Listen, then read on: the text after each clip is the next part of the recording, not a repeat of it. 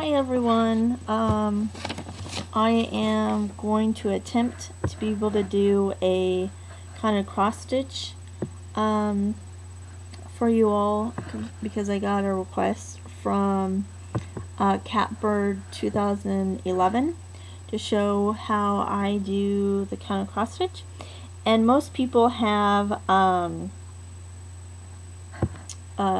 do it the same way. Some people do it a little bit different.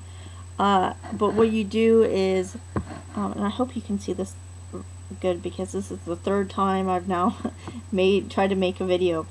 So what you do is each one of these here on the fabric, this is the 18 count, so it's a little bit smaller than what you would normally be able to see. So see here they have this little square. So what you do is normally you go up from the lower left, you go diagonally down to the upper right, and that's called a half cross stitch.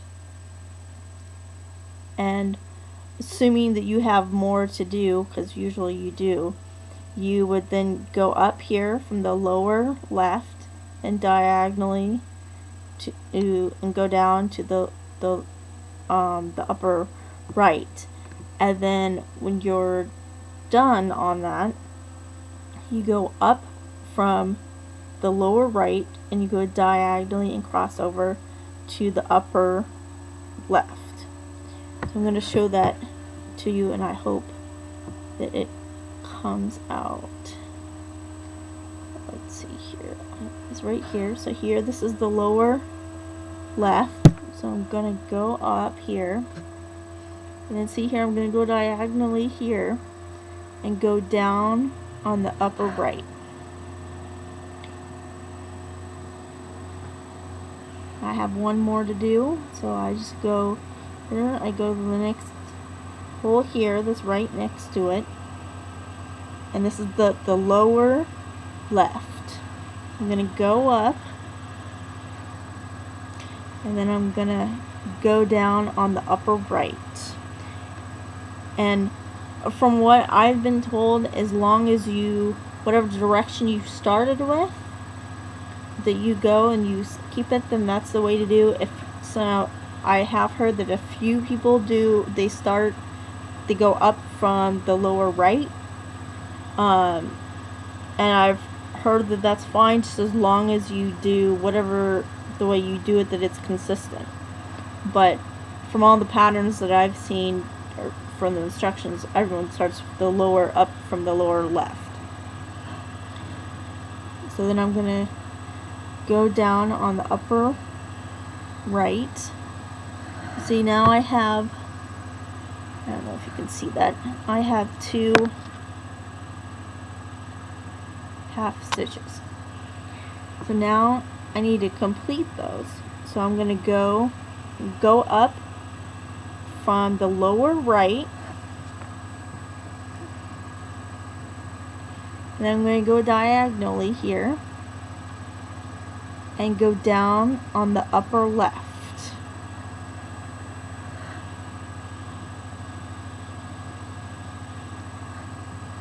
So when I have one more to complete, I'm going to go up from the lower right, I'm going to go diagonally and go down on the upper left. And as you can probably tell by now, I'm left-handed, so I'm hoping that that my instructions aren't too confusing, but they shouldn't be too bad, because us lefties have to always figure out how to do stuff from the, you know, most instructions are right-handed. So as you can see, it makes a little X, and this is probably, yeah, this is a little bit, I just pulled it a little bit because it was a little bit loose, and normally I would be closer to my face, and then that way I could tell how much to pull or not to pull.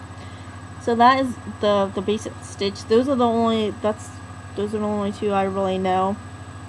But again, it's just as long as you remember that each box of these, well, I call them a box, and you need to count. So you need to use your pattern that you have.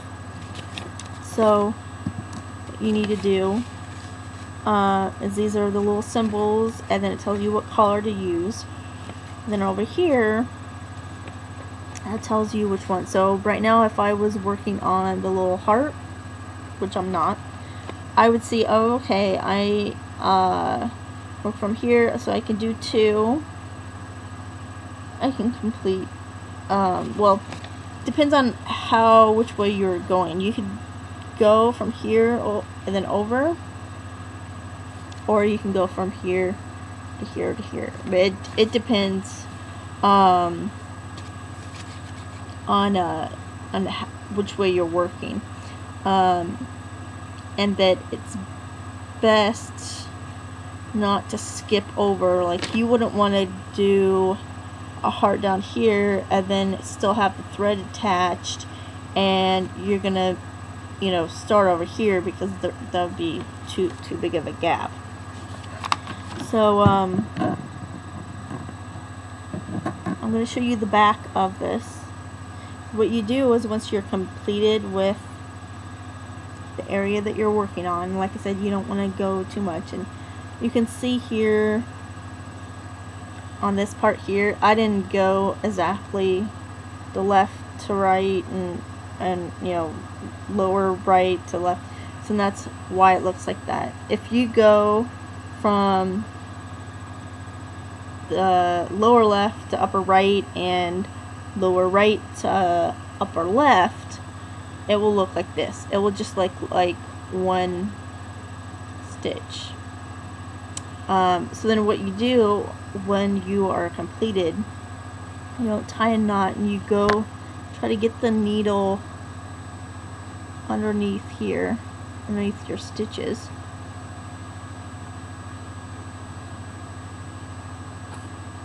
There. And then you just slide it through here, and then just very closely you just cut off the extra thread.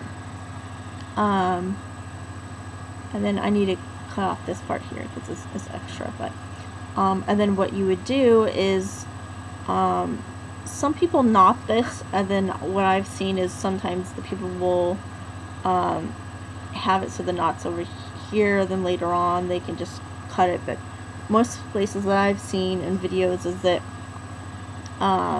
when you cut the thread off, and you start on your other stitch, and you probably want to try to start on one where you have quite a bit of area of the same color. So when you go up, you know, here, and then you go over, you would want to make sure, you know, just imagine this is cut off. You'd want to kind of hold your thread, so obviously it just doesn't go through. And then when you're stitching, try to ensure that that thread is caught, which I kind of did a little bit here, and I just had some extra that I need to detach. But so that's how I do the counter cross stitch. I know people do, you know, have different ways doing different crafts. So yeah, so that's the way I do it. And hopefully that was helpful, and hopefully this third video came out, hopefully. So I was having a lot of issues earlier. But yeah, so the one thing that I did get confused originally when I was starting the counter cross stitch is because I thought you went up from here to here, and then you went over here to here. But it's basically, you go up from one, and diagonally down, then the very next one, the very next hole, you go up from the lower left. You don't want to go from the lower left diagonally to the upper right and then skip and go up here. So you just want to make sure that, because that was a big thing I learned with the counted cross stitch. So even though you count on this sheet, the chart, this is 1, but when you're actually starting the next box, you actually need to go up from them. So this, I guess would be kind of, part of both, but I hope it's not confusing. I hope I haven't confused anyone. But yeah, so you just want to make sure, and if you do make that mistake, you'll be like, oh, I actually didn't go correctly. You'll notice pretty quick that you made a mistake, and that's really easy. You can just redo that part. And some people, what I've seen, some people do one collar and then they just do one general area. I'm kind of just doing this one collar, just probably because there's so many in here, at least for this pattern that I'm working on. Most of the patterns I've worked on, they've had bigger spaces of just one collar. They haven't had so many different colors, so I want to make sure I don't skip one. So I'm trying to do as much as I can in a certain area, not an area too big, because then you don't want to lose track of where you are, of course. So basically, I'm over here, and then later on I'll go over here. Then once I'm over here, then I've done all the 8s over here. Then I'll probably go down here, or then start on another collar, because I found out with the first project I had, I was just going through using a pen and marking off my spots. That's nice, but obviously later on I realized, well, if I want to create the pattern again on something else, it's all squiggly line. Ooh, which one is it? So I wouldn't do that. Because then later on you're like, oh yeah, that's chart's hard to read now. So, and I know some people will actually count, I think, the little boxes ahead of time, and then put, like their thread and stuff like that to have them kind of mark where they're at. But my project is really small, so I'm not gonna do that. But hopefully this was somewhat helpful, and I'm gonna show you, turn around here. Hopefully I didn't go